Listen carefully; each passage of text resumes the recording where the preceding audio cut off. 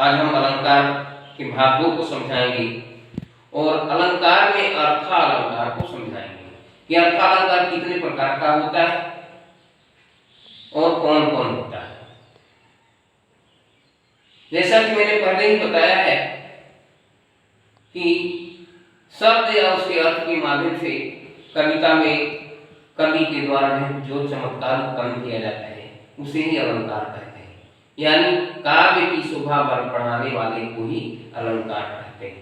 जैसे संस्कृत में कहा गया अलंक करोति इति अलंकार, अर्थात अलंकार का मतलब होता है सजावट, श्रृंगार। जैसे व्यक्ति अपने शरीर का श्रृंगार करता है उसी तरह कवि भी शब्दों के माध्यम से जो है या उसके अर्थ के माध्यम से कविता का श्रृंगार करता है।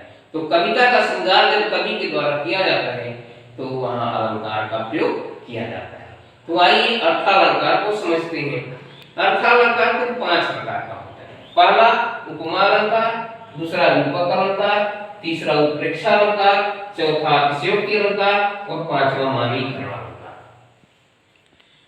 अब आइए समझते हैं उपमा अलंकार क्या होता है। जहां दो व्यक्तियों या दो वस्तुओं के बीच में उपमा दी जाती है या समान गुण के कारण जो है समानता प्रकट किया जाता है, वहां जो है उपमा अलंकार होता है। जैसे उदाहरण एक देते हैं, पीपर पात सरिसमन डोला। यहाँ पीपल के पत्ते की तुलना मन से की गई है, यानी मन की तुलना यहाँ पीपल के पत्ते से की गई है। तो जैसे मन चंचल है उसी तरह पीपल का पत्ता भी जो है चंचल होता है। तो यहाँ जो है उपमा अलंकार है। आगे देखते हैं एक और उदाहरण उपमा का, अरविंद से शिशुवृंद कैसे सुने। यहां भी उपमा अलंकार है। सागर सा गंभीर हृदय हो, बिरसा ऊंचा हो जिसका मन। यहां भी उपमा अलंकार का प्रयोग किया गया है। दूसरा उदाहरण रूपक अलंकार। दूसरा जो है अलंकार रूपक अलंकार के विषय में आपको बताते हैं, जहां गुण की अत्यधिक समानता के कारण उपमेय पर उपमान का भेद रहित आरोप हो, अर्थात दोनों को एक मान लिया जाता हो, वहां रूपक अलंकार होता है। जैसे मैया मैं तो चंद्र खिलौना गए हूं। कृष्ण भगवान चंद्रमा को खिलौना समझ बैठते हैं। सूरदास ने बड़ा सुंदर वर्णन किया है और कहा है कि लिखा है कि कृष्ण भगवान अपनी माँ से कहते हैं कि माँ मैं चंद्रमा रूपी खिलौना लूंगा, यानी मैं तो चंद्र खिलौना ले। कृष्ण भगवान को खिलौना चंद्रमा समझ में आते हैं। तो यानी दोनों को एक जहां मान लिया जाए वहां रूपक अलंकार होता है। एक दो और उदाहरण बताते हैं आपको। जैसे पायो जी मैंने राम रतन धन पाया। राम रूपी रत्न धन, यानी भक्त को धन और राम में कोई अंतर नजर नहीं आता है, दोनों एक ही समझ में आता है। या चरण कमल बंदौ हरि लाई, यहाँ भी रूपक अलंकार का प्रयोग किया गया। राम भगवान राम के चरण और कमल में भक्त को कोई अंतर समझ में नहीं आ रहा है, यानी दोनों एक ही समझ में आ रहा है। तो जहां दोनों एक ही समझ में आ रहे हैं वहां रूपक अलंकार होता है। तीसरा, जहां उपमेय पर उपमान की संभावना व्यक्त की जाती हो, यानी उत्प्रेक्षा अलंकार की मैं चर्चा कर रहा हूं। जहां एक वस्तु या व्यक्ति में दूसरे के समान होने की संभावना व्यक्त की जाती है, वहां जो है उत्प्रेक्षा अलंकार होता है। उत्प्रेक्षा अलंकार को समझने के लिए और दूसरा तरीका है, जहां पद्यांश में मानो, मनहु, जानो, जनम, ज्यों, जनु ऐसे शब्दों का प्रयोग अगर हो तो वहां उत्प्रेक्षा अलंकार होता है। जैसे पाहुन ज्यों आए हो गांव में शहर के, यहाँ ज्यों शब्द का प्रयोग हो गया। पाहुन ज्यों आए हो गांव में शहर के, मेघ आए बड़े बंठन सड़क के, यहाँ जो है उत्प्रेक्षा अलंकार का प्रयोग हुआ है।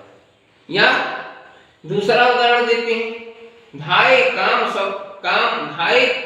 धाम काम सब त्यागी, मनौ रंग निधि लूटन लागी। यहाँ मनौ शब्द का प्रयोग किया गया है, यहाँ भी उत्प्रेक्षा अलंकार है, यानी यहाँ एक का दूसरे की तरह होने की संभावना व्यक्त की गई है।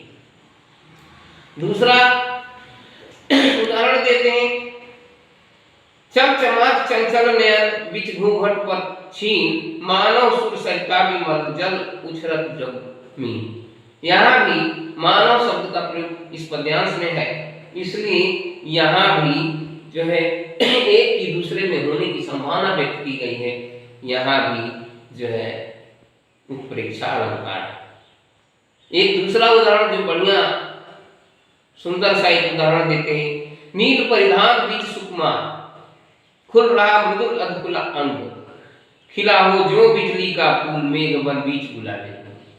यहाँ जो शब्द का प्रयोग है, इसलिए यहाँ भी उत्प्रेक्षा अलंकार है, यानी एक का दूसरे में होने की संभावना व्यक्त की गई। चौथा अलंकार अर्थालंकार के उदाहरणों में अतिशयोक्ति अलंकार है। अर्थालंकार के प्रकार में चौथा प्रकार है अतिशयोक्ति अलंकार, यानी पद्यांश में जहां किसी विषय का को बहुत बढ़ा चढ़ाकर वर्णन किया गया, वहां अतिशयोक्ति अलंकार। जैसे हनुमान की पूंछ में लग्न पाई आग, सिगरी लंका जल गई गए निशाचर भाग। अर्थात हनुमान जी की पूंछ में अभी पूरी तरह से आग लग नहीं पाई थी, सारी लंका जल गई और सारे राक्षस भाग गए। तो यहाँ भी अतिशयोक्ति अलंकार है। एक दूसरा उदाहरण देते हैं, पानी परात को हाथ छुओ नहीं, नयनन के जल सो पग धोए।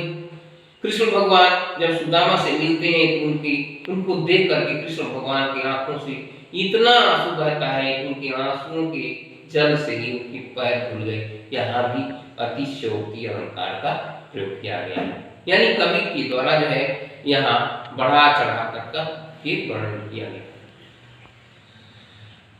अंतिम मानवीकरण अलंकार, पांचवा जो है जो प्रकार है अर्थालंकार का, वो है मानवीकरण अलंकार, यानी जहां जड़ वस्तुओं पर चेतन का आरोप अर्थात उनका वर्णन सजीव की तरह किया जाए, वहां मानवीकरण अलंकार होता है। जैसे मेघमय आसमान से उतर रही है संध्या सुंदरी परी धीरे धीरे। यहाँ संध्या पर सुंदर परी होने का आरोप है, यानी संध्या को यहाँ परी से तुलना की गई है। दूसरा उदाहरण लेते हैं, इस सोते संसार बीच जगकर सजकर रजनी वाली, कहाँ बेचने ले जाती हो ये गजरे तारों वाली। रजनी अर्थात रात पर लड़की होने का आरोप है। यहाँ रात को लड़की के रूप में व्यक्त किया गया है, यहाँ भी मानवीकरण अलंकार है। तो ये अर्थालंकार के भेद रहे और एक एक करके आप लोगों को समझाया गया। आगे कोई कठिनाई हो तो आप कमेंट जरूर करिएगा, वीडियो को शेयर करें, लाइक करिएगा और अपने दोस्तों को भी शेयर करिए ताकि आपके ज्ञान में वृद्धि हो सके और बोर्ड की परीक्षा या प्रतियोगी परीक्षाओं को देने में आसानी हो सके। Thank you.